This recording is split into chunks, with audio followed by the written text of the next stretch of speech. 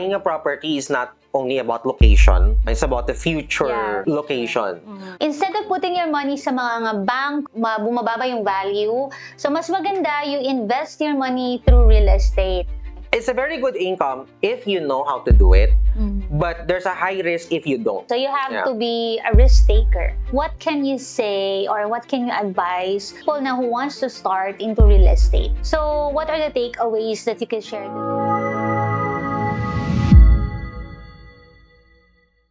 Good morning, good afternoon, and good evening to all of you. Welcome to our new podcast. I'm Lynn, your host for today. Ang pag-uusapan natin ngayon ay ang mga iba't ibang karanasan, tagumpay ng isang business owner. Sobrang espesyal ang ating guest for today.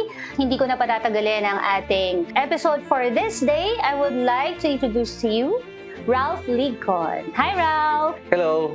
Hi! Okay. Ano yung business mo ngayon? Can you tell us something about it? Oh yeah, right now we're into real estate brokerage. So we do like selling and leasing properties. And at the same time, we're into rental arbitrage or Airbnb. So that's what we're a bit focused on right now. So what we do is like we lease units and then we turn them into Airbnbs. Yeah. Okay, so you are into real estate. Yes. And again, language school. So we still teach Japanese, French, English, Mandarin. So that's what we're also working on right now. Okay. Sige, ilang taon ka bago ka nagsimula ng real estate business? I've been a broker since 2016. Pero yung real estate talaga as a business, I think, only started during the lockdown. Kasi during 2016, our language school was so good. I mean, we're expanding everywhere.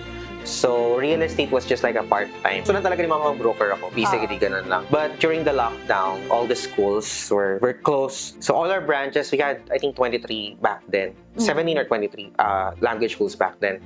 So, nung nag-lockdown, sinarado lahat. Ayun, since I'm into brokerage, I had a lot of friends na were asking me, hey, we're on a crisis. Can you help me sell my property? So, maraming nagpapabenta sa'yo nung pandemic? Yeah, during the lockdown, ang dami. And so, what I did was, you know, the marketing skills that I learned from the language school or other business, I simply applied it to real estate.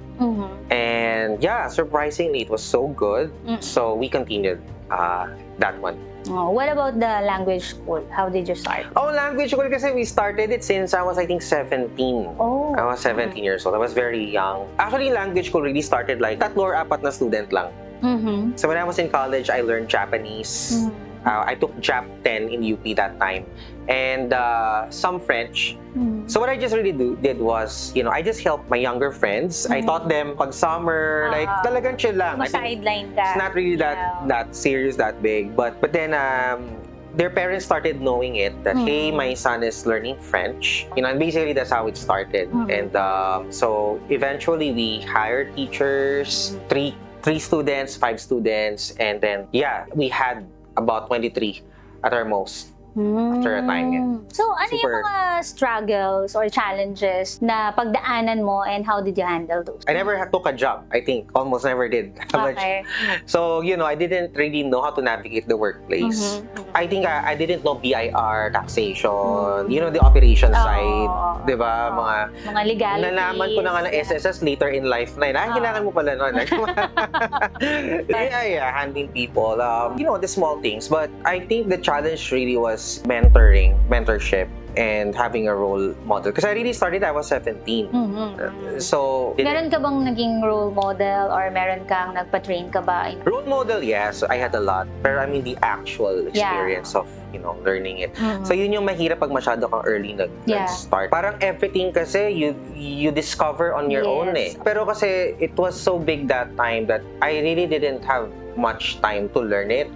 So parang, you know, we took so much at a very young age that yun yung medyo naging pressure.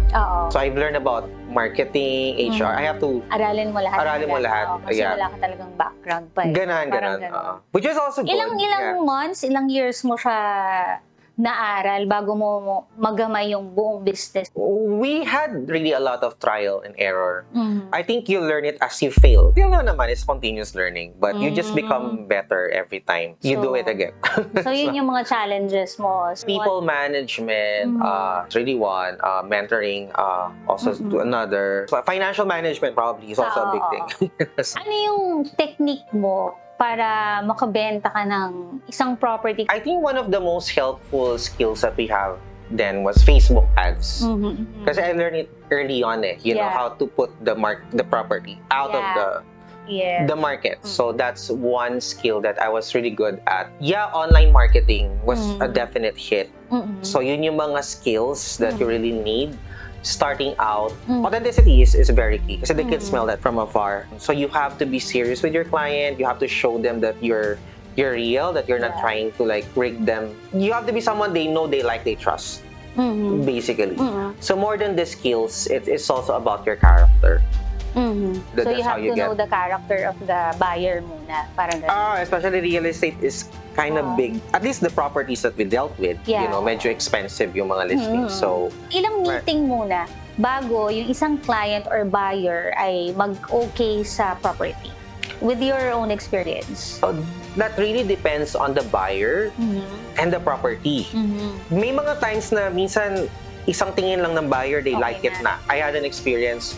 Pagbaba niya ng kotse, so 5 steps, sabi niya, Ralph, okay, bilhin ko na to. You know, sometimes like that. Kasi normally naman, you send them the initial information. Usually. Pero it also has a lot to do with the property itself. Kasi like, our problem actually was not the buyers. Yes. I'm referring to brokerage. You know, the real estate is so broad. May pre-selling, that's one may condo. yung brokerage. Brokerage is basically you're selling other people's property, not the developer's property. So usually these are the big accounts that we deal with.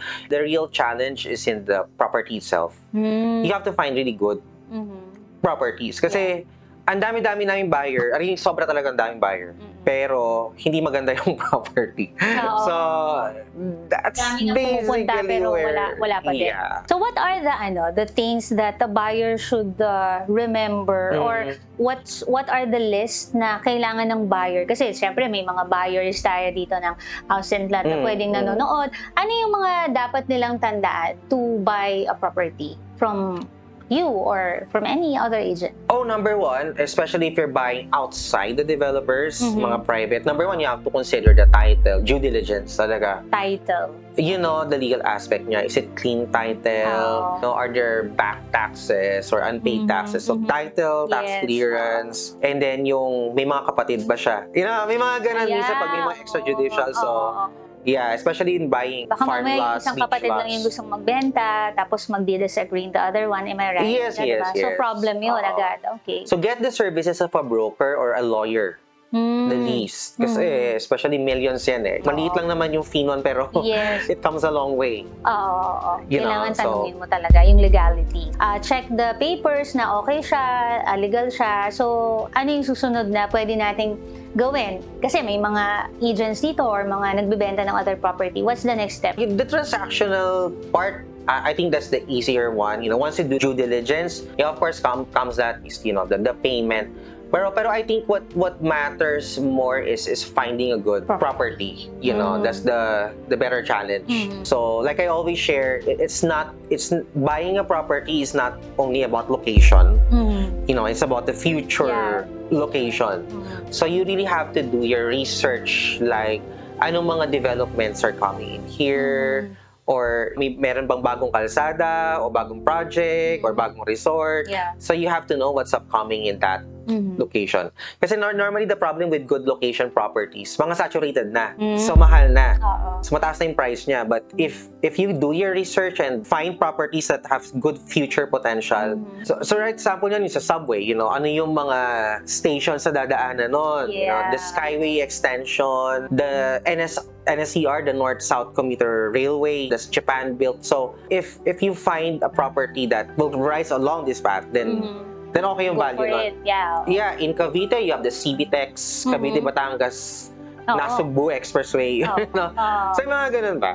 So dapat may alam ka rin look sa on sa future side na, wag yung yung maraming bumibili. 5 to 10 years down the 5 to road, 10 like what years. would develop. Kanina sabi mo that's the brokerage part. So can you tell us something about the Airbnb part of the real estate? Well, basically, there's two parts in the Airbnb. Okay. You know, so it's rental arbitrage. Mhm. Kami personally, what we do is like we lease properties. How many years yung pag-lease niya for the property? Minsan 3 years, 4 years, 2 years, may mga ganon din naman. I think sa US, ganyan din yung may mga ganyang business model din sa US no? Oh, kasi instead of renting it, maybe like in BGC, the rental is like probably 50K, 60K. That's all right. Yeah. Pero kasi in Airbnb, napaparent namin ng between 5 to 10K per night eh. Okay. So we rent it for like 50K a month, and then we sublease it for like 10K a day. Oh, so pag kinumpute You know? wow. So 25 days pa lang ROI namin. So no, that's what we do, rental arbitrage. It's really good. You know, you post it on Airbnb, booking sites. And always, fully booked. We're always fully booked, yeah. So naghahanap kami lagi ng properties. Hindi na sila magkanda ugaga. If you have properties, we also do property management naman. That's the other side. That's the other side. All the properties, we own it or we rent it. But yung iba, you know, we have friends na may mga property, mga idle condo, idle resort, idle villa. So, because it's been our expertise na to really market this and operate, then that's what we do. Parang partnership. Yeah. So, you have a property, we market it, and then kumikita yung property mo. Higher than the rental yield. If you have an idle land, we can help you. Idle money. With that also, yeah. The problem naman with rental arbitrage, like I told you, we lease the property. Pero we don't own it. Pero ang ganda kasi ngayon, ang dami ng mga developer na nag-allow ng rent to own. It's technically the same. Pero instead na yung rent mo napupunta lang sa landlord, the property goes to you. For example, mag-down ka lang minsan ng 300,000, 400, then you can move in and then rent the property. I think ito yung mga condo usually, Ito yung mga 5 years, 10 years to pay condo. Down ng 300K and then monthly mo usually 50, 60K. Ang maganda lon, nag-down ka lang, sa'yo na yung property.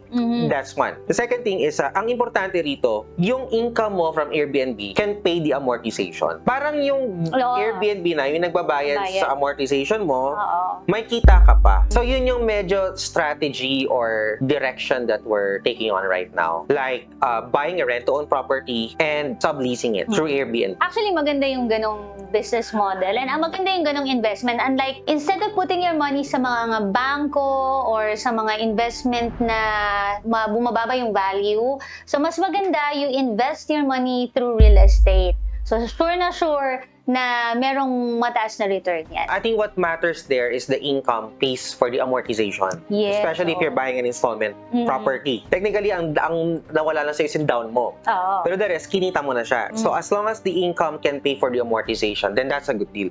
Pero kasi there's a risk in that. Number one, you have to have the skill para maparent siya. Yes. Mapa-Airbnb siya. It's easy to say, you can rent it pala sa Airbnb like that. Pero you have to know also that the operation side ng Airbnb is like booking, housekeeping, marketing, staging and design. You have to learn it, definitely. Kasi pag hindi, talo ka, di ba? Hindi mo alam eh. It's a very good income if you know how to do it, but there's a high risk if you don't. That's where we come in as well. Yes. Kasi, you know, like I said earlier, we also do property management. So yeah, baka wala ka ng time, you're busy, you have a job or you have a business, so you don't have time managing your property. So we can do that. So you buy a rent-to-own property, you get one, and then we help you get it booked. So hindi lang siya puro okay, but may mga risk din. So you have to be a risk taker. Study it or get a property manager or a firm who specializes on it. Kung mga rental lang agent lang, it doesn't work. It really has to be a team or a group who specializes on staycations. And you have that kind of team, right? Yeah, that's what we've been doing all the while. So, no hesitation at all. Pagka sa kanila kayo nag-invest or pag sa kanila kayo nag-try nung mag-handle ng property management, whatever, kasi they already know na how to handle clients. And they are doing it for years, tama ba? Am I right? Actually, it's a 6-month-old business. We only started it last September. But you are into real estate na matagal na, Into real estate, yeah. So, can you tell us the page or the social media accounts ng mga properties so that they can check it out or if they want to invest? Yeah, you can check our page, Amazing Stays PH. Amazing Stays PH. We have that pink logo. Yeah, well, just check on the link below po, and then you can click it and check on all the properties that they have. So, one last question na lang, Ralph. What can you say or what can you advise people na who wants to start into real estate? Oh, my advice for people who wants to start in real estate. Number one, the best time to start real estate is now. Because, properties definitely increase in value the longer you wait. So, real estate as a business, I think, like I said, consider future location. And then, maganda get into pre-selling properties also. Because ang maganda sa pre-selling properties, I observed, you buy it at very low. You buy it installment and binili yung value niya naka-lock in kung kailan mo siya binili. No, on the pre-development side. Minsan you buy it, for example, 5 million, 3 to 5 years time is gonna be 7, 8, 9, maybe double. And always conduct your due diligence if you're getting into private listings because malaking pera yan eh. Huwag ka lang bibili ng basta-basta but get the title, check the record. Sometimes you even have to check the court. Yeah. Diba? So yeah, really do your due diligence for that. For those who want to buy properties. When it comes to business naman, like kasi ikaw, you started so young, diba? 17. So, what are the takeaways that you can share to them? Or ano yung mga pwede mo sa kanilang ibigay na tips to start their own business? Tips to start your own business. Number one, you have to start what you're good at, on your skill. You have to begin with your skill. Like I did when we started the language, the businesses. Actually, hindi lang siya language ko. We started with the tutorial, English, math, Korean. I can speak basic Japanese, so I taught it. Music, piano, guitar. I started with what I already know. Yes. And have. Para hindi ka mahirapan muna, diba? Yeah, that's one thing. Start with whatever skill you have. And if you're young, start with your skill. Yes. To begin with. Something that are you good in graphic design? Are you good in Facebook ads? Yes. Are you good in hosting? So I don't know. Begin with your skill. Kasi wala kang puhunan dun eh. It's non-capital eh. As you begin with it, also, isipin mo lagi may market ba? The target market. Yeah, is there a market for your skill? Because there's a lot of people right now, they have the skill, but the problem is no one wants that. Diba? Yes. So, it has to be somehow... Wala namang naghahanap. Bakit ka magnenegosyo ng gano'n, diba? Maybe that's hindi kailangan eh. Yeah. And you have to find a mentor. It's really important. Like, your premise is, for those who are young, like, what should they do to start? Like, you save a lot of mistakes, failures, and trials if you have a mentor to show you. Yes. So that's my mistake, I think, starting out. So if you have that, it's really a big shortcut. And probably lastly, so find a mentor is really important. A mentor should be like, kunyari, a friend, or pwede yung boss mo, di ba? Mga ganun, no? Kaibigan mo na nagbe-business na. So, pwede ka baka pwede naman. Or pwedeng samahan mo lang sila and then learn something from them. Parang ganun. Yeah, it can be a school, it can be a friend. Pero make sure that they're successful. Yes, definitely. Success is definitely. Kasi ang dami kasing mga trying hard na mentor. Madami. Wala naman talagang ma-show na proof. Ano susundan mo kung mali naman? Yeah. Find a friend or a business that's successful and follow them. Yes. Learn from them, right? Yes. Or They can be your partner then, di ba? Yeah. And you really have to also invest in your education because invest in your mentor. Totoo. Enroll in a school, whatever business school or community, join a community like you have. Yeah. Kasi it's so valuable eh. I mean, di naman lahat yan free eh. When you pay kasi, it also determines how serious you are with what you... Don't get anything that's free. That's not true. There's no free lunch. If you have a friend who has a business, then maybe treat them for lunch. Value their time. I don't know whatever setup. Give value to them also. So, because they're gonna give back immeasurably more than you give. So, in anything, you have to put a value on it. Enroll, invest, or just, put value. Treat them everyone, di ba? But whatever it is, really find a mentor. That's so important. Okay, we learned a lot so much from you, Ralph. I hope you learned a lot also. Thank you. And thank you so much for your time and effort. Okay, and I hope to see you on our next episode. See you once again. This is Lynn, your host. Bye.